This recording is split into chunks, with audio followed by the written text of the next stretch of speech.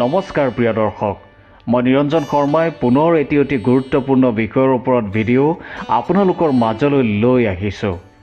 আজি মই আপোনালোকক এনে এটা দিনৰ কথা ক'ম, যিটো দিন বছৰটোৰ অতি বিশেষ দিন।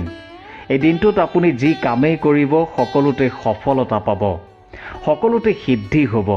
আপুনি মাত্ৰ নিজৰ ভাবি থকা কামটো কৰিলেই হ'ল। চাওক, আমি সকলোৱে জানো যে আমি যিকোনো শুভ কাম যেনে বিবাহ, বিভিন্ন পূজা, আন বিভিন্ন কৰ্ম কৰিবলৈ হ'লে আমি শুভ মুহূৰ্ত বা শুভ সময় চাই লওঁ। কিন্তু এই দিনটো এনেকুৱা এটা দিন যিটো দিনত অশুভ বুলি কোনো কথা নাই। সম্পূৰ্ণ দিনটোৱেই শুভ। কোনটো দিন, কেতিয়া আছে, কি কৰিব, কি নকৰিব, সবিশেষ জানিব পাৰিব এই ভিডিঅ'টোৰ মাধ্যমেৰে। গতিকে ভিডিঅ'টো সম্পূৰ্ণকৈ চাব। এটা লাইক কৰিব, চেনেলটোত যদি নতুনকৈ আহিছে তেন্তে ছাবস্ক্ৰাইব কৰিব আৰু ভিডিঅ'টো শ্বেয়াৰো কৰিব। আৰু এটা কথা, কমেণ্ট বক্সত জয় মা লক্ষ্মী বুলি লিখি তেওঁক এবাৰ স্মৰণ কৰিব। আহক এতিয়া ভিডিঅ'টোৰ মাজলৈ আগবাঢ়োঁ। হয় প্ৰিয় দৰ্শক, আপুনি ঠিকেই শুনিছে। এই বিশেষ দিনটোত আপুনি যি কৰিব তাতেই সাফল্য পাব, সিদ্ধি পাব। এই অতি পবিত্ৰ, অতি বিশেষ দিনটো হৈছে অক্ষয় তৃতীয়া। অক্ষয় অৰ্থাৎ যাৰ কোনো ক্ষয় নাই, যিটো দিনত কোনো ক্ষয় ক্ষতি নহয়। শাস্ত্ৰত উল্লেখ থকা এই পবিত্ৰ দিনটোত প্ৰতিজন মানুহে নিজৰ নিজৰ কৰ্ম কৰি লাভালাভ অৰ্জন কৰিব পাৰে। এইবাৰ এই বিশেষ দিনটো পৰিছে ইংৰাজী 2025 চনৰ এপ্ৰিল মাহৰ 30 তাৰিখে। অক্ষয় তৃতীয়া তিথিটো আৰম্ভ হৈছে ইংৰাজী 29 এপ্ৰিল 2025, বাৰ হিচাপে মংগলবাৰ সন্ধিয়া 6:47 পৰা আৰু শেষ হৈছে 30 এপ্ৰিল 2025 বুধবাৰৰ দিনা দুপৰীয়া 2:12। যিহেতু মংগলবাৰে সন্ধিয়াৰ পৰা এই তিথি আৰম্ভ হৈছে, সেয়েহে বুধবাৰৰ দিনটো অক্ষয় তৃতীয়া হিচাপে ধৰা হৈছে। অসমীয়া সমাজত অসমীয়া নতুন বছৰৰ আৰম্ভণি বহাগ মাহটো অতি পবিত্ৰ মাহ। এই বহাগ মাহৰ শুক্লপক্ষৰ তৃতীয়া বা তৃতীয় দিনটোৱে হৈছে অক্ষয় তৃতীয়া। এই পবিত্ৰ দিনটোত আমাৰ সৌৰজগতৰ বিভিন্ন গ্ৰহ নক্ষত্ৰৰ মহাসংযোগ ঘটে, যিয়ে মানুহৰ দৈনন্দিন জীৱনতো প্ৰভাৱ পেলায়। সেয়েহে এই তিথিটো বছৰটোৰ শ্ৰেষ্ঠতম তিথি হিচাপে পৰিগণিত হৈছে। এতিয়া জানো আহক যে এই তিথিটো বা এই দিনটো কিয় ইমান পবিত্ৰ বা কিয় শ্ৰেষ্ঠ। অক্ষয় তৃতীয়াৰ লগত বহুতো কাহিনী জড়িত হৈ আছে। তাৰে এটা কাহিনী হ'ল যে এই দিনটোতে মা গংগা মানৱ জাতিক পবিত্ৰ কৰিবলৈ পৃথিৱীলৈ নামি আহিছিল। ইয়াৰ উপৰিও ভগৱান শ্ৰীকৃষ্ণৰ লগত জড়িত দুটা কাহিনীও আছে। পঞ্চপাণ্ডৱ আৰু তেওঁলোকৰ পত্নী দ্ৰৌপদী যেতিয়া বনবাসত আছিল, তেতিয়া এজন সাধুৱে তেওঁলোকক খবৰ পঠালে যে মই আপোনালোকৰ লগত আহাৰ গ্ৰহণ কৰিম। যেতিয়া এই খবৰ আহিল, তেওঁলোকৰ ঘৰত কোনো খাদ্য নাছিল। তেওঁলোকে ইতিমধ্যে খাই উঠিছিল আৰু বাচনবোৰ আঁতৰাই থৈছিল। দ্ৰৌপদীয়ে ভগৱান শ্ৰীকৃষ্ণক প্ৰাৰ্থনা কৰিলে। ঠিক সেই সময়তে কৃষ্ণ তেওঁলোকৰ ঘৰলৈ আহিল আৰু ক'লে, মোৰ বৰ ভোক লাগিছে। যেতিয়া তেওঁ ভিতৰলৈ আহিল, তেওঁ দেখিলে যে পাত্ৰটোত মাত্ৰ এটা চাউলৰ গুটি লাগি আছে। তেওঁ সেই এটা চাউলৰ গুটি লৈ খালে আৰু পাত্ৰটোক অক্ষয় পাত্ৰলৈ ৰূপান্তৰিত কৰিলে। অক্ষয় পাত্ৰ মানে যি পাত্ৰত থকা বস্তু কেতিয়াও শেষ নহয়। যেতিয়া সেই সাধুজন 400জন লোকৰ সৈতে আহিল, দ্ৰৌপদীয়ে সেই একেটা পাত্ৰৰ পৰাই সকলোকে খুৱাব পাৰিলে। তেওঁ যিমানেই পাত্ৰটোৰ পৰা খাদ্য উলিয়াইছিল, সিমানেই খাদ্য ওলাই আহিছিল। সেয়া কেতিয়াও কমি যোৱা নাছিল। আন এটা বৰ ধুনীয়া কাহিনী আছে ভগৱান শ্ৰীকৃষ্ণ আৰু তেওঁৰ বন্ধু সুদামাৰ। ভগৱান কৃষ্ণৰ এজন অতি দুখীয়া বন্ধু আছিল। তেওঁৰ নাম আছিল সুদামা। এদিন তেওঁৰ পত্নীয়ে ক'লে, আমি ইমান দুখত আছোঁ আৰু কৃষ্ণ ইমান ধনী, আপুনি তেওঁৰ ওচৰলৈ গৈ কিবা এটা লৈ নাহে কিয়? তেওঁ দেখোন আপোনাৰ ঘনিষ্ঠ বন্ধু। সুদামাই ক'লে, ঠিক আছে, মই যাম, কিন্তু বন্ধুৰ ঘৰলৈ খালী হাতে কেনেকৈ যাওঁ? কিবা এটা লৈ যাব লাগিব। তেতিয়া তেওঁৰ পত্নীয়ে এখন গামোচাত 3 মুঠি চিৰা বান্ধি দিলে। এই চিৰা ভজা চাউলৰ দৰে। যেতিয়া সুদামা কৃষ্ণৰ ওচৰ পালেগৈ, কৃষ্ণই তেওঁক আদৰণি জনালে আৰু তেওঁৰ ভৰি ধুৱাই দিলে। কোৱা হয় যে তেওঁলোক ইমানেই ভাল বন্ধু আছিল আৰু তেওঁলোকৰ বন্ধুত্বত ইমান মৰম আছিল যে সুদামাই কৃষ্ণক চিৰাখিনি দিবলৈ পাহৰি গ'ল আৰু কিবা খুজিবলৈ অহা কথাটোও পাহৰি থাকিল। তেওঁ কৃষ্ণৰ পৰা সহায় বিচাৰি আহিছিল, কিন্তু মৰমত ইমানেই অভিভূত হৈ পৰিছিল যে তেওঁ একো খুজিব নোৱাৰিলে। তেওঁলোক ইমান ঘনিষ্ঠ আছিল যে তেওঁ খুজিবলৈ পাহৰিয়েই গ'ল। তেওঁ খুজিব নোৱাৰিলে আনকি কথা ক'বলৈও তেওঁৰ অসুবিধা হৈছিল। যেতিয়া তেওঁ যাবলৈ ওলাল তেতিয়া কৃষ্ণই সুধিলে, সুদামা, তুমি মোৰ বাবে কিবা এটা আনিছা নহয় জানো? মোক দিয়াচোন। মই জানো তোমাৰ পত্নীয়ে কিবা পঠিয়াইছে। মোক কিয় দিয়া নাই? দিয়া দিয়া। কৃষ্ণই চিৰাখিনি ল'লে আৰু এমুঠি খালে। তাৰপিছত দ্বিতীয় মুঠিও খালে। ঠিক তেতিয়াই তেওঁৰ পত্নী ৰুক্মিণীয়ে আহি ক'লে, মই তৃতীয় মুঠিটো খাব খোজোঁ।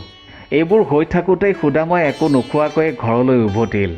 যেতিয়া তেওঁ ঘৰ পালেহি দেখিলে যে তেওঁৰ সৰু জুপুৰিটোৰ ঠাইত এটা ডাঙৰ ঘৰ আৰু সেয়া ধন সোণেৰে উপচি আছে। সেয়েহে আজিও মানুহে এই দিনটোত সোণ কিনে আৰু ইজনে সিজনক উপহাৰ দিয়ে। বিশ্বাস কৰা হয় যে আজিৰ দিনটোত যদি আপুনি কিবা পায় সেয়া সদায় বাঢ়ি থাকিব। আপুনি উপহাৰ দিয়ক বা কিনক, সকলো বাঢ়িব। এয়াই বিশ্বাস। আন এক কথামতে এই বিশেষ দিনটোত প্ৰভু পৰশুৰামৰ জন্ম হৈছিল। মা অন্নপূৰ্ণাৰো জন্ম হৈছিল। এই শুভ দিনটোতে বেদব্যাসে ভগৱান গণেশৰ সহায়ত মহাভাৰত লিখা আৰম্ভ কৰিছিল। বিশ্বাসমতে এই পবিত্ৰ দিনটোতেই কুবেৰক স্বৰ্গৰ ধনৰ অধিপতি হিচাপে দায়িত্ব ল'বলৈ দিয়া হৈছিল। এই দিনটোক ত্ৰেতা যুগৰ আৰম্ভণি বুলিও বিশ্বাস কৰা হয়, যি হিন্দু ধৰ্মতত্বৰ এক সময়ছোৱাক সূচায়, য'ত পৰিৱৰ্তন আৰু সৎ কাৰ্যৰ দ্বাৰা স্থায়ী ফল লাভ কৰাৰ সুযোগ আহে। এতিয়া জানো আহক যে এই অক্ষয় তৃতীয়া তিথিটোত বা 30 এপ্ৰিলৰ দিনা আপুনি কি কৰিব, কি কৰিলে আপুনি সফল হ'ব বা সাফল্য পাব। প্ৰথমতে আপুনি এই দিনটোত গংগা স্নান কৰিব, কাৰণ এই দিনটোতেই মা গংগা মৰ্ত্যলৈ নামি আহিছিল। এতিয়া কথাটো হ'ল যে সকলোৰে বাবে এই গংগা স্নান সম্ভৱ নহ'বও পাৰে, কিন্তু চিন্তাৰ কোনো কাৰণ নাই। পূজা সামগ্ৰী পোৱা দোকানত সৰু বটলত গংগা জল কিনিবলৈ পোৱা যায়। সেই বটলৰ পানী আপুনি গা ধোৱা পানীত অলপ মিহলাই ল'ব আৰু পবিত্ৰ স্নান কৰিব। দ্বিতীয়তে এই দিনটোত কৰিব পৰা আটাইতকৈ শুভ কামটো হৈছে দান। এই পবিত্ৰ তিথিটোত আপুনি দান কৰিব। কেৱল এই তিথিটোতেই বা দিনটোতেই যে আপুনি দান কৰিব লাগিব তেনেও নহয়। আপুনি যিকোনো শুভ তিথিত আপোনাৰ শক্তি সামৰ্থ্য অনুযায়ী দান কৰিব পাৰে। কাৰণ আমাৰ এটা বিশ্বাস বা পৰম্পৰা চলি আহিছে যে আপুনি মই যি দান কৰোঁ সেই দান শত সহস্ৰ গুণে বৃদ্ধি হৈ যিকোনো ৰূপত আমাৰ জীৱনলৈ উভতি আহে। কিন্তু এই দান আপুনি অপাত্ৰক নকৰিব। মানে যি দানৰ যোগ্য বা যাক লাগে প্ৰয়োজন তেওঁকহে দান কৰিব।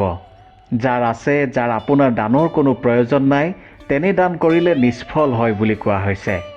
আপুনি দান নিশ্চয় কৰিব, কিন্তু তাৰ পৰা আশা নকৰিব যে ইয়াৰ বিনিময়ত কিবা এটা পাম।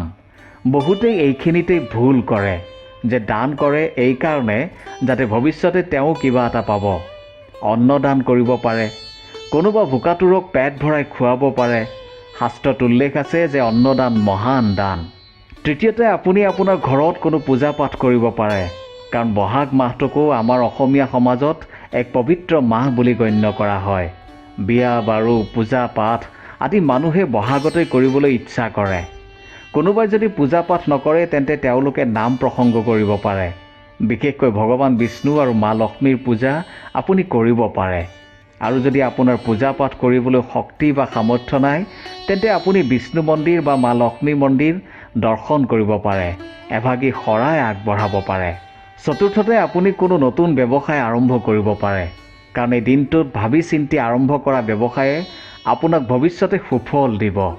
শাস্ত্ৰতেই উল্লেখ আছে যে যিকোনো শুভ কাম সদায় কোনো এটা শুভ দিনত বা তিথিতেই কৰিব লাগে। আৰু যিহেতু এই অক্ষয় তৃতীয়া তিথিটো শ্ৰেষ্ঠতম, সেয়েহে এই দিনটোত আৰম্ভ কৰিলে আপোনাৰ কেতিয়াও ক্ষয় ক্ষতি হোৱাৰ ভয় নাথাকিব।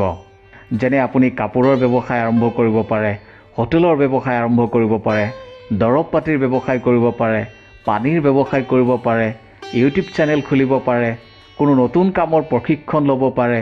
মুঠতে আপোনাৰ সাধ্য অনুসৰি আপুনি যিকোনো ব্যৱসায় এটা আৰম্ভ কৰিলে শুভ ফল পাব বুলি কোৱা হৈছে। পঞ্চমতে আপুনি ধন সম্পত্তি ক্ৰয় কৰিব পাৰে। সোণ ৰূপৰ গহনা পাতি কিনিব পাৰে, মাটি বাৰী কিনিব পাৰে, গাড়ী বাহন আদি ক্ৰয় কৰিব পাৰে। অৰ্থাৎ আপোনাৰ ক্ষমতা অনুসৰি আপুনি কিবা নহয় কিবা এটা বস্তু ক্ৰয় কৰিব পাৰিলে ভাল। কাৰণ এই অক্ষয় তৃতীয়া তিথিটো আন তিথিতকৈ বহু ওপৰত বুলি কোৱা হৈছে। বিশেষকৈ আপুনি এই দিনটোত বিনিয়োগ কৰিব পাৰে। কিন্তু এইখিনিতে এটা কথা সদায় মনত ৰাখিব, ধন বিনিয়োগ কৰাৰ সময়ত সকলো নথিপত্ৰ ভালকৈ চালি জাৰি পঢ়ি শুনি ল'ব। কাৰণ আজিকালি ঠগ প্ৰবঞ্চক যথেষ্ট ওলাইছে।